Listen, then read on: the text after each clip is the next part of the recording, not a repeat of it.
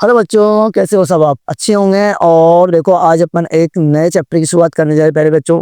Okay, तो chapter number 14 twelfth class physics, जिसका नाम है सेमी कंडक्टर अर्धचालक। ओके, एक नया चैप्टर अपन स्टार्ट करने जा रहे हैं। ठीक है, तो देखो एक बेहतरीन चैप्टर है। इसमें थियोरेटिकल पार्ट ज्यादा रहेगा। स्टूडेंट क्या रहेगा? थियोरेटिकल पार्ट ज्यादा रहेगा, ड्यूरेशन नहीं है इस चैप्टर के अंदर। ठीक है, तो अपन थ्योरी को मतलब समझेंगे और याद भी आपको होगी अच्छे से। बस आप कॉन्सेप्ट को ध्यान से समझिए। ठीक है, तो आपका पूरा ध्यान बोर्ड पे आपको दे देना है, और कुछ चीजें अगर आप नोट्स में ऐड करना चाहो साथ के साथ, तो वो भी आपको करनी है। ठीक है, चलो अपन स्टार्ट करते हैं। अर्धचालक सेमीकंडक्टर क्या होता है स्टूडेंट? देखिए, आप पहले मैं आपको बता दूं, पदार्थ जो आपका होता है स्टूडेंट, पदार्थ को देखो चालकता के आधार पर तीन भागों में बांटा गया है। विद्युत धारा की चालकता के आधार पर एक तो होता है चालक स्टूडेंट, और एक होता है आपका अचालक, जिसको आप कुचालक बोलते हो। ठीक है, और स्टूडेंट एक और है जिसका नाम होता है अर्धचालक।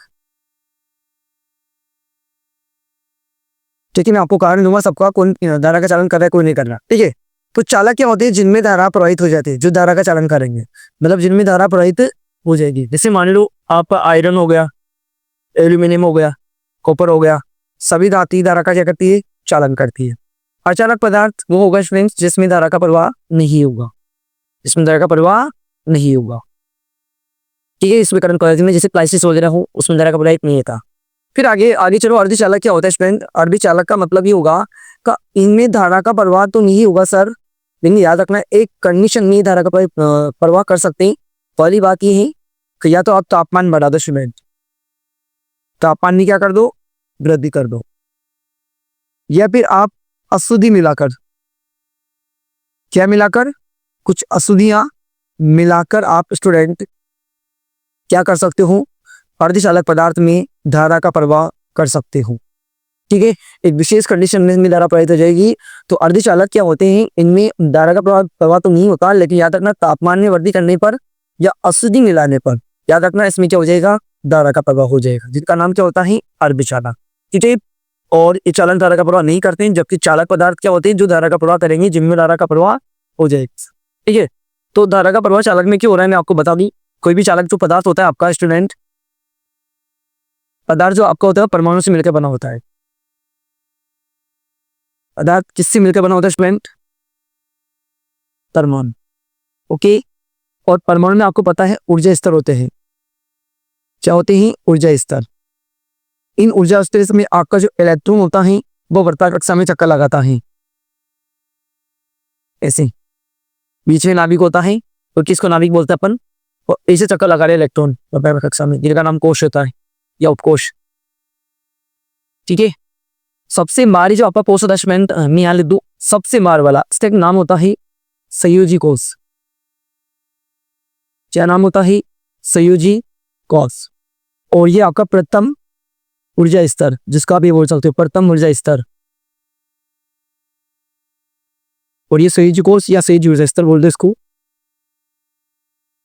संयोजी ऊर्जा स्तर। ठीक है सर, ओके। बीच में नाभिक होता है, आपको पता होगा नाभिक और इलेक्ट्रॉन के मध्य आकर्षण बल लगता है, बंधा होता है नाभिक के आकर्षण बल से। ओके, संयोजी कोश के इलेक्ट्रॉन पर कम होता है, इलेक्ट्रॉन का इस पे कम लगता है। संयोजी कोश के इलेक्ट्रॉन पे क्या होता है? नाभिक के आकर्षण बल क्या होता है? कम होता है, बहुत कम लगता है। ठीक है, तो ये जा सकता है, लेकिन ये नहीं जाएगा। जो इलेक्ट्रॉन जो नाभिक के पास है वो याद रखना नाभिक के आकर्षण बल से बंधा हुआ है, उस पर ज्यादा नाभिक आकर्षण बल लग रहा है। और जो थोड़ा दूर दूर जा रहा है उस पर नाभिक आकर्षण बल क्या होता जा रहा है? धीरे धीरे कम होता जा रहा है। जो आप केमिस्ट्री पढ़ते हैं इन बातों को। ठीक है, चलो सब ये तो बात हो गई सर। चालक मतलब अगर कोई पदार्थ में कहीं ना कहीं अगर धारा चल रही है, उसके अंदर क्या हो रहा है? कहीं ना कहीं इलेक्ट्रॉन है। क्या है? इलेक्ट्रॉन, और वह मुक्त इलेक्ट्रॉन है। उनका नाम क्या होता है? मुक्त इलेक्ट्रॉन। जो याद रखना धारा का प्रवाह में क्या दे रहा है? योगदान दे रहा है। और अगर इलेक्ट्रॉन नहीं चल रहा है, मतलब उसमें कुछ चालक पदार्थ है जो धारा का चालन नहीं करेगा। ठीक है, और अगर मान लो आप इलेक्ट्रॉन को मुक्त कर दो किसी न किसी तरीके से, तो उनको आप अर्धचालक बोलोगे। इलेक्ट्रॉन को मुक्त करने का काम होगा तापमान वृद्धि करके या अशुद्धि मिलाकर इलेक्ट्रॉन को अपने क्या करेंगे? चलाएं। ठीक है, तो इलेक्ट्रॉन को फ्री करेंगे सर, करेंगे। वो कैसे करेंगे मैं अभी आपको आगे बता दूंगा इस लेक्चर में। लेकिन याद रखना अर्धचालक को धारा का चालन नहीं करते स्टूडेंट। लेकिन क्या होगा अगर आप तापमान में या तो वृद्धि कर दोगे, तापमान को चेंज करके, या अशुद्धि मिलाकर आप अर्धचालक पदार्थों में धारा का प्रवाह कर सकते हैं। ओके, और इनका जो उदाहरण भी होता है सिलिकॉन और जर्मेनियम। ये दो उदाहरण हैं जो किसके होते हैं, अर्धचालक के होते हैं। सिलिकॉन और जर्मेनियम किसके उदाहरण होते हैं, अर्धचालक के। ठीक है, तो चलो अपन स्टार्टिंग करते हैं पहले।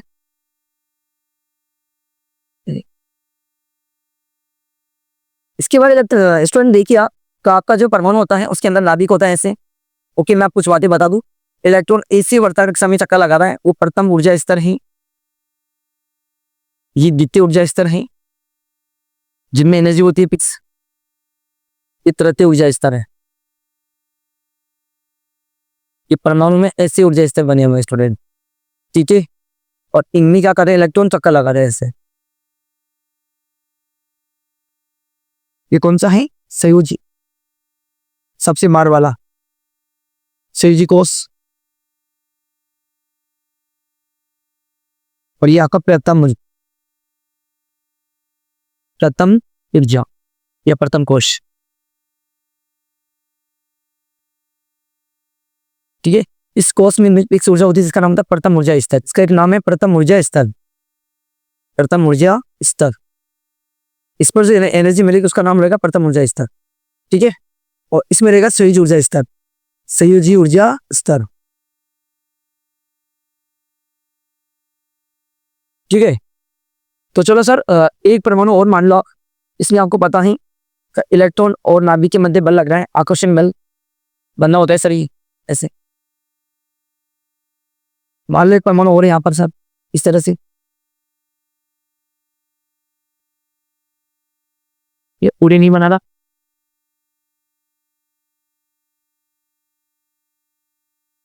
ठीक है, ये कुछ इलेक्ट्रॉन है यहाँ पर तो चक्कर लगा रहे हैं। तो इधर इस परमाणु का जो नाभिक होगा वो इसके इलेक्ट्रॉन को अपनी तरफ खींचेगा ऐसे, और इन इलेक्ट्रॉन में देखिए होगा स्टूडेंट, क्योंकि यहाँ इलेक्ट्रॉन ये इलेक्ट्रॉन, तो इलेक्ट्रॉन की मध्य क्या होगा, इलेक्ट्रॉन की मध्य क्या होगा स्टूडेंट, प्रतिकर्षण। क्या होगा, प्रतिकर्षण। ठीक है, क्योंकि परमाणु में बहुत सारे किसी पदार्थ के अंदर बहुत सारे परमाणु होते हैं छोटे छोटे। ठीक है, और उसके बाद अगर अपन बात करें एक इलेक्ट्रॉन और उस दूसरे का नाभिक, दूसरे का क्या, नाभिक, एक इलेक्ट्रॉन इसका है और इसका नाभिक, इसके मध्य क्या होगा, आकर्षण। की मदद से क्या होगा, आकर्षण, जैसे खींच रहा है, ये क्या है, आकर्षण। ठीक है, तो इस आकर्षण प्रतिकर्षण से क्या होगा, ये ऊर्जा स्तर क्या हो जाएंगे, विभक्त हो जाएंगे, टूट जाएंगे और आगे अन्य ऊर्जा स्तर बन जाएंगे बहुत ज्यादा। ठीक है, इस तरह से परमाणु के अंदर इलेक्ट्रॉन मतलब जो होते हैं इस तरह से कनेक्टेड होते हैं। पदार्थ के अंदर परमाणु होते हैं, परमाणु के अंदर इलेक्ट्रॉन होते हैं और उनका भी सिस्टम इस तरह से होता है। ठीक है, और नाभिक इलेक्ट्रॉन के मध्य बल लगता है, आकर्षण बल। अगर आपका इलेक्ट्रॉन बंधा हुआ है मतलब वो बाहर नहीं जा सकता, नाभिक के आकर्षण बल से फ्री है तो जा सकता है। संयोजी कोष का इलेक्ट्रॉन क्या होता है, जो बार बार कक्षा का इलेक्ट्रॉन होता है वो जा सकता है, सब क्या करता है, उसमें नाभिक आकर्षण बल क्या होता है, बहुत कम होता है। तो संयोजी इलेक्ट्रॉन क्या करते हैं, गति करते हैं, जिनमें कहानी क्या आती है, धारा आती है। और इसके ऊपर भी एक ऊर्जा स्तर और होता है स्टूडेंट, अगर आप पढ़ोगे तो इस संयोजी जो ऊपर भी एक ऊर्जा स्तर है स्टूडेंट, जिनका नाम होता है चालन बैंड। इन ऊर्जा स्तरों के संगत उनका एक नाम और होता है, प्रथम ऊर्जा स्तर का एक नाम होता है, इस पर जो ऊर्जा मिलेगी उसको बोलेंगे अपन चालन बैंड, प्रथम ऊर्जा बैंड, ये इसका नाम प्रथम ऊर्जा स्तर बोल दो। ठीक है, और संयोजी ऊर्जा स्तर, ये इसको क्या बोलेंगे अपन, संयोजी ऊर्जा बैंड। और इसके ऊपर भी एक ऊर्जा स्तर और है जिसका नाम था चालन बैंड, क्या नाम होता है, चालन बैंड, इसको बैंड बोल दो।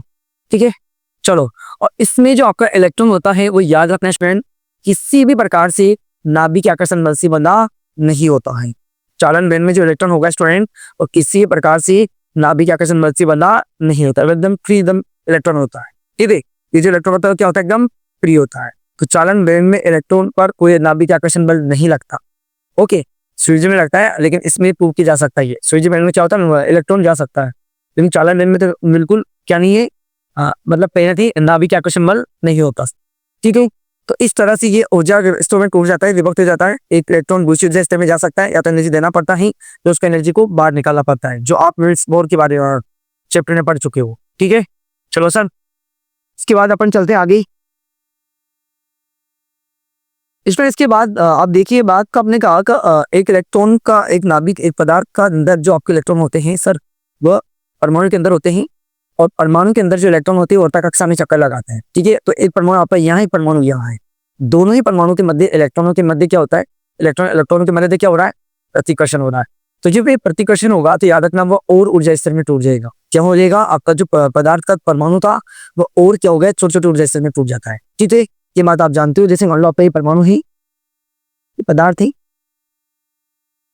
पदार्थ परमाणु से मिलकर बना होता है स्टूडेंट। ठीक है, और परमाणु में आपका जो इलेक्ट्रॉन होता है वर्तमान दिशा में चक्कर लगाता है, इससे मैंने बता भी दिया। ठीक है, ये इलेक्ट्रॉन है।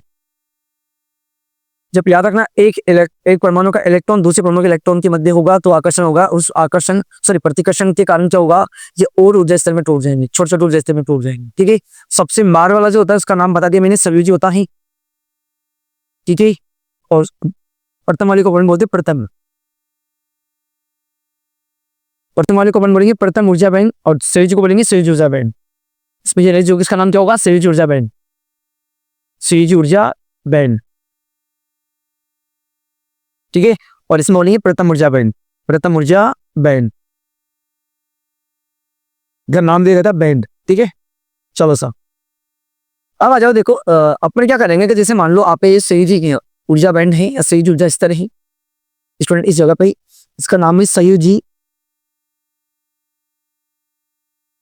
ऊर्जा स्तर, इसका नाम है संयोजी ऊर्जा बैंड, संयोजी ऊर्जा बैंड। ठीक है भाई, तो ये क्या होगा, ये छोटे छोटे ऊर्जा स्तर में टूट जाएगा उस आकर्षण प्रतिकर्षण के कारण ऐसे। ठीक है, और ऊर्जा स्तर में टूट गया। और यह है आपका इससे जस्ट ऊपर होता है, मैंने आपको बताया था चालन बैंड। क्या नाम होता है, चालन बैंड, जिसमें भी ऊर्जा स्तर में टूट जाता है। इसमें इलेक्ट्रॉन होते हैं सब।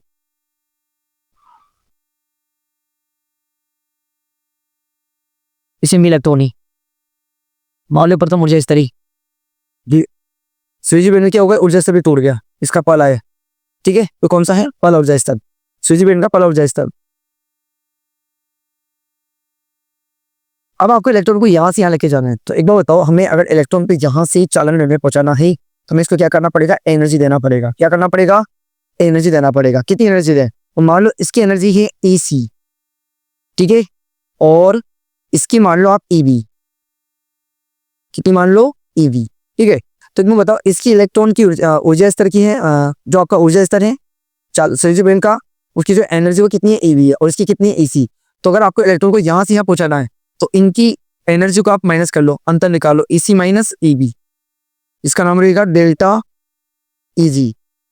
क्या नाम रहेगा, डेल्टा EG। तो याद रखना इस डेल्टा EG का नाम है, एनर्जी का कितना अंतर आया सर, यहाँ से इलेक्ट्रॉन को एनर्जी यहाँ से यहाँ पहुंचाना है, प्रथम ऊर्जा स्तर से संयोजी बैंड की प्रथम ऊर्जा स्तर से इलेक्ट्रॉन को चालन बैंड में पहुंचाना है। तो याद रखना मुझे इतनी देनी पड़ेगी इसको, किसी EC माइनस EV। इन दोनों ऊर्जाओं का अंतर करोगे ना, क्या आएगा, डेल्टा EG आएगा, जिसका नाम क्या होता है, वर्जित ऊर्जा अंतराल। डेल्टा EG का नाम है बहुत इंपॉर्टेंट, ये आपसे पूछा जाता है, वर्जित ऊर्जा अंतराल। ठीक है, कभी कभी तो होता है मोड एग्जाम में इसकी परिभाषा पूछी गई, वर्जित ऊर्जा अंतराल को परिभाषित कीजिए। तो कुछ नहीं करना, अगर आपको इलेक्ट्रॉन को संयोजी ऊर्जा स्तर से या संयोजी बैंड से चालन बैंड में पहुंचाना है तो याद रखना इन दोनों की ऊर्जाओं का क्या कर लो, अंतर कर, इन दोनों की ऊर्जाओं का क्या कर लो, अंतर कर लो। जितनी एनर्जी अंतर, इन एनर्जी का जो अंतर आएगा वही क्या होगा, आपका वर्जित ऊर्जा अंतराल आएगा। ठीक है, कितना आएगा, वर्जित ऊर्जा अंतराल आएगा। चलो सर, इसको अपन समझने के ऐसे समझ सकते हैं, जैसे मान लो आपको यहाँ जो प्रथम ऊर्जा स्तर इसकी एनर्जी 200 है, या चलो 100 मान लो, 200 मान लो, और यहाँ की कितनी है, 300 है इसकी, इसे पहुंचाना आपको इस जगह पे चालन बैंड के प्रथम ऊर्जा स्तर पे पहुंचाना आपको इधर। तो मतलब कितनी एनर्जी में इसको दूं स्टूडेंट, ताकि ये आ जाए। तो आप यही तो बोलोगे ना सब, 300 माइनस 200 कर दो, मतलब 100 एनर्जी दे दो ताकि यहाँ आ जाए सर, कहाँ आ जाए, चालन बैंड के प्रथम ऊर्जा स्तर में आ जाए। ठीक है, तो अपन ये करेंगे ना, अगर अपन को डेल्टा EG चाहिए अपन क्या करेंगे सर, इसी कितनी है 300, उसमें से कितना घटा दो, 200, तो कितना आ गया, 100 आ गया। मतलब 100 ऊर्जा आप इसको दे दो तो इलेक्ट्रॉन चालन संयोजी बैंड से कहाँ पहुंच जाएगा, चालन बैंड के अंदर पहुंच जाएगा, संयोजी बैंड की प्रथम ऊर्जा स्तर से कहाँ पहुंच जाएगा, चालन बैंड की प्रथम ऊर्जा स्तर में पहुंच जाएगा। ये रहेगा से इसका अंतर।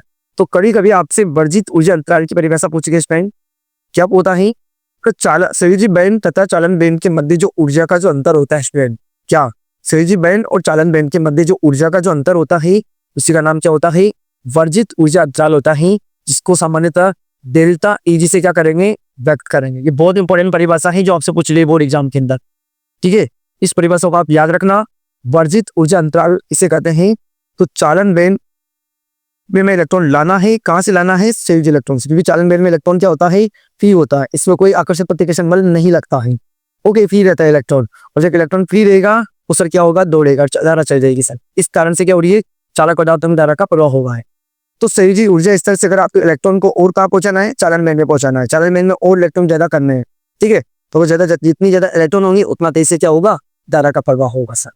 पर ये आनेंगे तो संयोजी ऊर्जा स्तर से अपन को अगर चालन बेल में इलेक्ट्रॉन पहुंचाना है, संयोजी ऊर्जा स्तर से कहाँ पहुंचाना है, चालन बेल में अगर इलेक्ट्रॉन पहुंचाना है तो इनके मध्य ऊर्जा का कितना अंतर है, उतनी एनर्जी उसको दे दो तो वो क्या हो जाएगा, और संयोजी ऊर्जा स्तर से कहाँ पहुंच जाएगा, चालन में पहुंच जाएगा, चालन बेल के अंदर पहुंच जाएगा। और व्यापक जो वो आप एनर्जी दोगे, कितनी एनर्जी आपने दी, उसका नाम क्या होता है, वर्जित ऊर्जा अंतराल होता है। इन दोनों के मध्य एनर्जी का कोई ना कोई अंतर होता है, जिसका नाम क्या होता है, वर्जित ऊर्जा अंतराल होता है। ठीक है, तो आज के लिए इतना ही काफी है सर स्टूडेंट, आज हमने चैप्टर स्टार्ट कर दिया है और नेक्स्ट लेक्चर में अपन इससे सारी बहुत सारी चीजें जानेंगे। ठीक है, तो आज के लिए काफी है। Thank you so much. Video को आप लाइक करना, शेयर करना और कमेंट्स करना। इसके नेक्स्ट लेक्चर में आपको बहुत सारी चीजें इंपॉर्टेंट चीजें बताने वाली। ठीक है, थैंक यू सो मच।